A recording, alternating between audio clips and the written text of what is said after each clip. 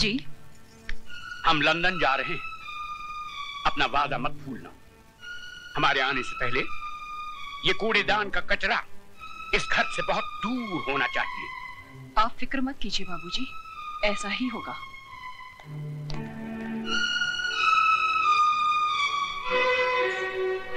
ओ महारानी, वहां कहाँ चली? जी मैं। रामू। जी मैम साहब। इनको जरा इनका महल दिखा दो। मुझे महल नहीं, मुझे मेरे पति के चरणों में जगह चाहिए। ओए होए, सती सावित्री की बात तो सुनो। लगता है बाप ने ठीक से समझा बुझाकर भेजा है कि उंगली पकड़कर पोंचा कैसे पकड़ा जाता है। कान खोलकर सुन ले, इस घर में मालिकों का कमरा अलग और नौकरों का कमरा अलग है। रामू जी? ले जा इसे नौकरों के कमरे में। आइए बहुरानी। खबरदार जो इसे किसी ने बहुरानी कहा, ये नौकरानी है, सिर्फ नौकरानी। शारदा, ये क्या कर रही हो तुम? ऐसा सलूक थोड़ी किया जाता है। तुम चुप रहो जी।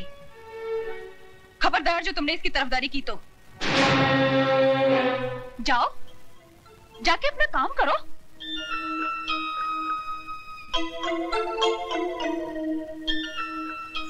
ए, मैंने तुझसे क्या कहा, सुना नहीं क्या?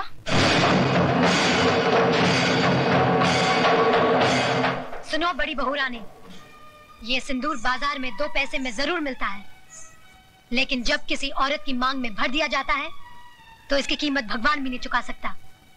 फिर तू क्या चीज है? मेरा कद भले ही 5 फुट का है, लेकिन मेरी जुबान 10 फुट की है और हाथ 20 फुट का। दोबारा तमीज से बात नहीं की तो उसी म्यूनिसिपालिटी के स्कूल में भर्ती करा दूंगी जहाँ तेरा बाप चपरासी है। तूने मेरे बाप को गाली दी? मैं तेरे बाप को गाली क्यों दूंगी? तू तो खुद तेरे बाप के लिए एक गाली है, वरना अपनी छोटी बहन की दलाली करने यहाँ नहीं आता, समझा?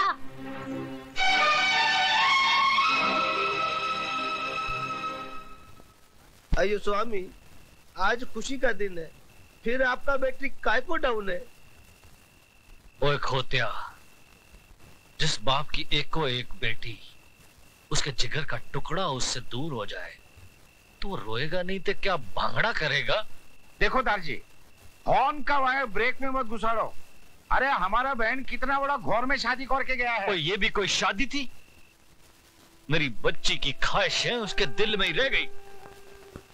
कैसे कैसे ख्वाब देखे थे उसने। बैंड बाजे के साथ उसका दूल्हा घोड़ी पे सवार होके बारात लेके आएगा, हजारों लोग उसके ब्याह में शरीक होंगे। इतना शोर ना शनाई, ऐसे बिना हुई बच्ची जैसे टोली में नहीं आरती में जा रही हो। दारजी, सदियों से माँ बाप के घर से बेटी ऐसे ही विदा होती रही है। आप तो सिर्फ दुआ कीजिए कि उस घर में खुश रहे।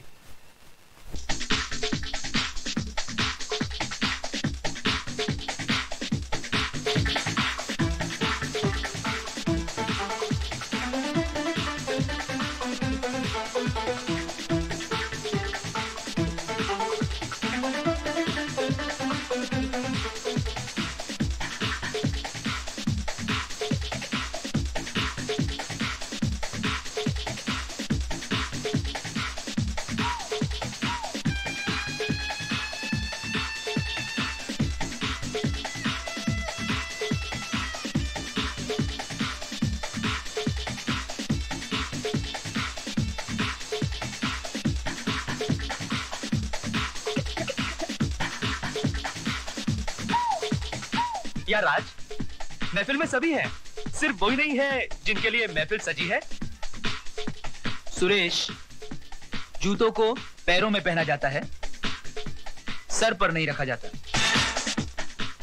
अच्छा राज, हम चलते हैं, रात काफी हो गई है, फिर तुम्हारी सुहागरात भी है। हमारा शेर सुहागरात नहीं, सुहाग दिन मनाता है। और वो तो ये कब का मना चुका है, ये बात सारी दुनिया जानती है।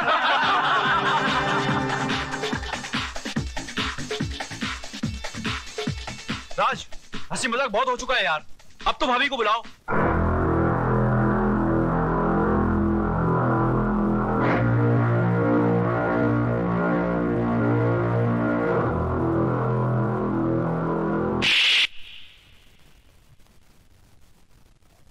दोबारा उस 2 टके की लौंडिया को अगर भाभी कहा तो जान से मार दूंगा। कानून ने उसे बाजार से खरीद कर सिंदूर और मंगलसूत्र तो दे दिया, मगर वो मेरे शरीर को, मेरी आत्मा को कभी हासिल नहीं कर पाएगी।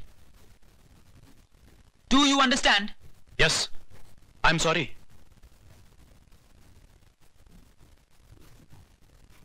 Then drink and dance.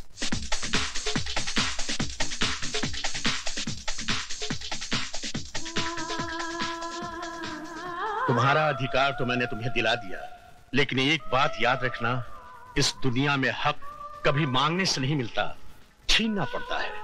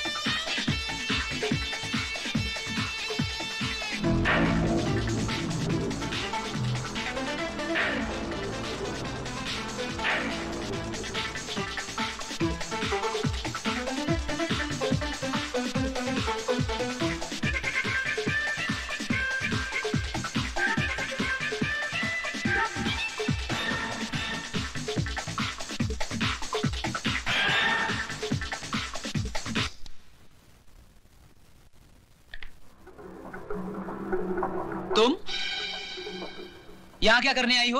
अपना अधिकार लेने। तो फिर जाओ और जाकर उसी अदालत का दरवाजा खटखटाओ। जज साहब, सिंदूर और मंगलसूत्र के साथ साथ मुझे पति का शरीर भी दिलवा दीजिए। औरत अभी इतनी कमजोर नहीं हुई कि हर वक्त भीख ही मांगती रहे। वो छीनना भी जानती है। तो आगे बढ़ो और छीन लो राज को मुझसे।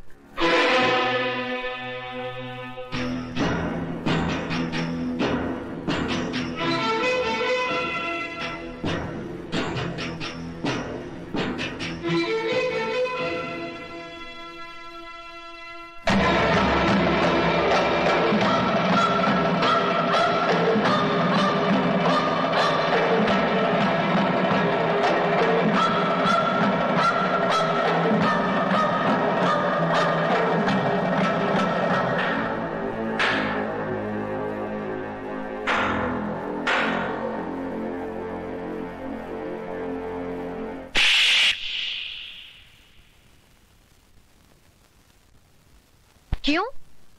आज मेरा चुम्मा इतना बुरा लगा? उस दिन तो बलात्कार करते हुए बड़ा मजा आ रहा था। मिस्टर हस्बैंड, मुझे भी तुम्हारे गले पड़ने या तुमसे शादी करने का कोई शौक नहीं था। गौर से देख लो मुझे। मैं हिंदुस्तान की अदालत की वो मोहर हूँ जो तुम्हारे माथे पे लगा दी गई है कि मैं तुम्हारी पत्नी हूँ और तुम मेरे पति। जब तक मेरी मांग में सिंदूर और गले में मंगलसूत्र है, दुनिया तो क्या, भगवान भी तुम्हें मुझसे अलग नहीं कर सकता। नार जी, आप फिक्र मत करो, मैं बिल्कुल ठीक हूँ और इन्हें ठीक करना भी जानती हूँ। वैसे नमूना नंबर 1 तो दिखाई दिया है, धीरे धीरे बाकी के नमूने भी दिखा दूंगी। बोले सोनिहा।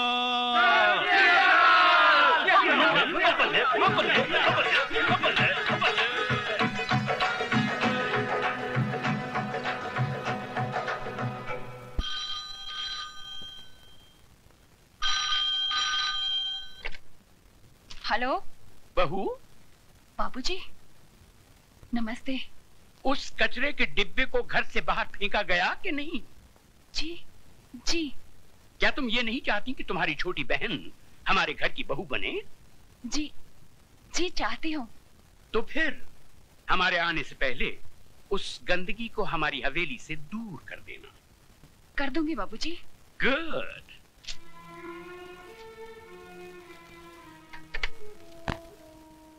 इसका फोन था दीदी? ससुर जी का। कह रहे थे कचरे का डिब्बा बाहर फेंका कि नहीं। तो कह देती ना, कचरे के उस डिब्बे ने हम सबको कचरे की थैली बनाकर घर के बाहर लटका दिया है। भैया, तुम्हारे चिल्लाने से वो घर से बाहर नहीं चली जाएगी। सिस्टर डार्लिंग, तुमने सोचा था पुरानी हिंदी फिल्मों की तरह तुम उस पर जुल्म करोगी, उसको भूखा मारोगी, नौकरों की तरह बर्तन मंजवाओगी, जिससे घबराकर वो घर छोड़कर चली जाए। आजकल का जमाना बदल गया है। आजकल की लड़कियां मीना कुमारी की तरह आंसू नहीं बहाती, श्रीदेवी की तरह चाकू चलाती। चाकू। वो श्रीदेवी बने या माधुरी दीक्षित, मैंने उसका तेल नहीं निकाला तो मेरा नाम शारदा देवी नहीं। ओ सिस्टर डार्लिंग, ऐसी गलती हरगिज मत करना, वरना वो सरदार आगे से तलवार डालेगा और इंस्पेक्टर पीछे से डंडा। तो क्या करें? हाथ पर हाथ धरकर बैठ जाएं? कह दें कि माला जी हम हार गए, आप जीत गई।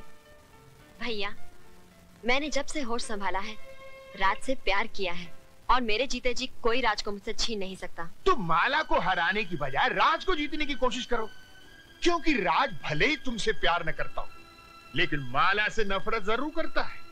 और इसी बात का फायदा उठाकर बरस पड़ो उस पर, गिरफ्तार कर लो उसको अपनी मोहब्बत में।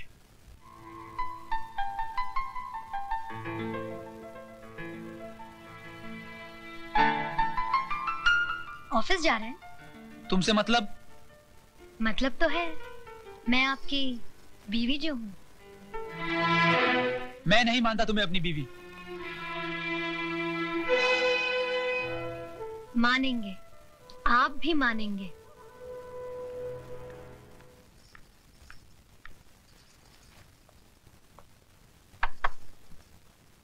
क्या मैं अंदर आ सकता हूँ? रमेश भैया, आप? अरे जीती रहो, सदा सुहागन रहो। सिर्फ मेरे आशीर्वाद से तुम सुहागन नहीं बनी रहोगी, बल्कि तुम्हें खुद अपनी सुहाग की रक्षा भी करनी पड़ेगी। क्यों? उनके ऊपर कोई मुसीबत आने वाली है? इंसान के मुकद्दर में जब दौलत आती है तो मुसीबत भी साथ लाती है। मैं कुछ समझी नहीं। शराब और जुए के नर्क से आदमी को वापस लाया जा सकता है, लेकिन अगर मर्द किसी दूसरी औरत के पल्लू से बन जाए तो उसे सिंदूर और मंगलसूत्र भी वापस नहीं ला पाएंगे।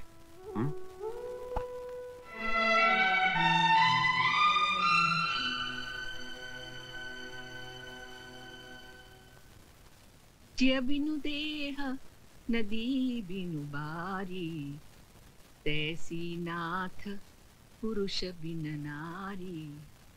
माता सीता कहती है, जिस तरह जीवन के बिना शरीर है और पानी के बिना नदी है, ठीक उसी तरह पुरुष के बिना नारी का जीवन है। स्त्री को अपने पति का साया बनकर रहना चाहिए, चाहे सुख में हो या दुख में। अपनी सुहाग की रक्षा के लिए अगर घर की सीमा को भी पार करना पड़े तो पार कर जाओ, तो पार कर जाओ, तो पार कर जाओ, पार कर जाओ, पार कर जाओ, पार कर जाओ।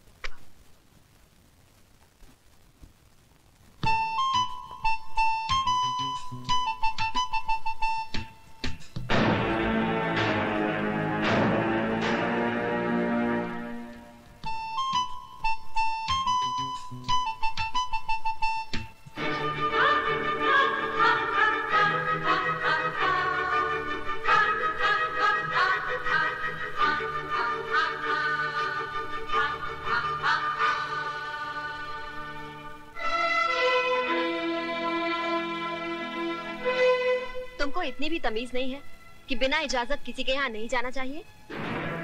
तुम सिखाओगी मुझे तमीज? तमीज होती तो मेरे मर्द की बाहों में एक बाजारू औरत की तरह ना पड़ी होती। You bitch! ये अंग्रेजी गाली अपने पास ही रखना। हिंदी में एक गाली सुना दी तो सारा खानदान कब्र से बाहर आ जाएगा। माला, चिल्ला मत चुड़ैल, वरना बाल पकड़ के यहाँ से घसीटते हुए ले जाऊंगी।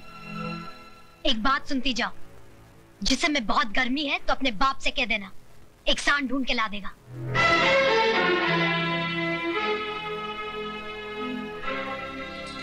चलिए घर चलिए।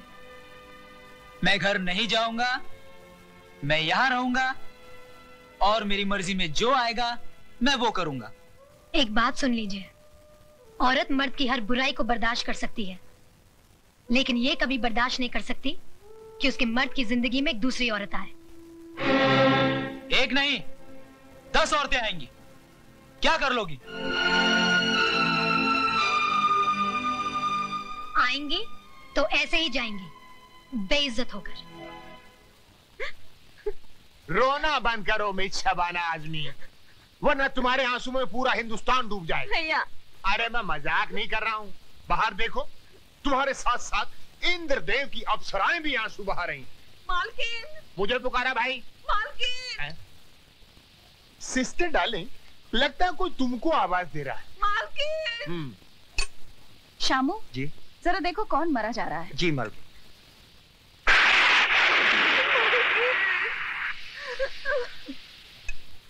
मालकिन नीचे कौशल्या आई है। फिक्र मत करो साहब, तुम्हारी दहलीज पर पैर तो क्या, उस पर थूकूंगी भी नहीं। शामू उसे ऊपर लेकर आओ।